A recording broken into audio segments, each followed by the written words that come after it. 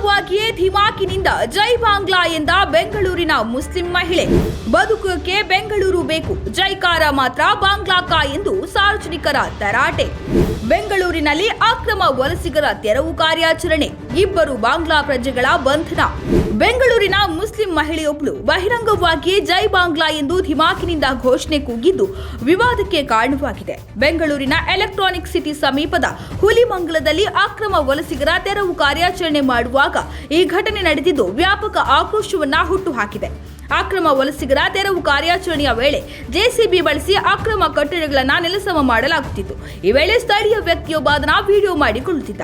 ಈ ವೇಳೆ cooling glass ಧರಿಸಿದ ಮುಸ್ಲಿಂ ಮಹಿಳೆಯೊಬ್ಬಳು ಅಲ್ಲಿಂದ ಪಾಸ್ ಆಗಿದ್ದು, ವಿಡಿಯೋ ಮಾಡುತ್ತಿದ್ದ ಸ್ಥಳೀಯ ವ್ಯಕ್ತಿ ಆಕೆಯನ್ನ ಮಾತನಾಡಿಸಿ ಭಾರತ್ ಮಾತಾ ಕಿ ಜೈ ಎನ್ನುತ್ತಾನೆ.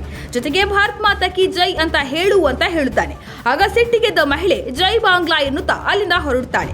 ಈ ವೇಳೆ ಸ್ಥಳೀಯರು ಆಕೆಯ ಬಹಿರಂಗ ಹೇಳಿಕೆಗೆ ವಿರೋಧ ವ್ಯಕ್ತಪಡಿಸಿ ಮತ್ತೆ ಆಕೆಯಿಂದ ಭಾರತ್ ಮಾತಾ ಕಿ ಜೈ ಅಂತ ಹೇಳಿಸಿದ್ದಾರೆ ಎಂದು ವರದಿಗಳಾಗಿವೆ. ಸದ್ಯ ಮಹಿಳೆಯ ಈ ವಿಡಿಯೋ ಸೋಷಿಯಲ್ ಮೀಡಿಯಾದಲ್ಲಿ ಸಾಕಷ್ಟು ವೈರಲ್ ಆಗಿದ್ದು, ಬೆಂಗಳೂರಿನಲ್ಲಿದ್ದು ಬಾಂಗ್ಲಾಗೆ ಜೈ ಎಂದಿದ್ದಕ್ಕೆ ಆ ಮುಸ್ಲಿಂ ಮಹಿಳೆ ವಿರುದ್ಧ ಆಕ್ರೋಶ ವ್ಯಕ್ತವಾಗಿದೆ.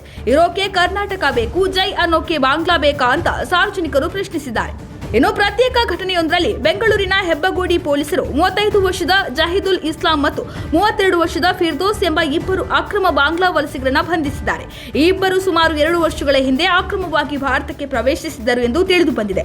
ಹುಲಿಮಂಗಲದ ಪೋಡು ಬಳಿಯ ಗುಜರಿ ಶೆಡ್ ಒಂದರಲ್ಲಿ ಕೆಲಸ ಮಾಡುತ್ತಿದ್ದ ಇವರನ್ನ ಪ್ರಶ್ನಿಸಿದಾಗ ತಾವು ಪಶ್ಚಿಮ ಬಂಗಾಳದ ಕೋಲ್ಕತ್ತಾದಿಂದ ಬಂದವರು ಎಂದು ಸುಳ್ಳು ಹೇಳಿದ್ದರು.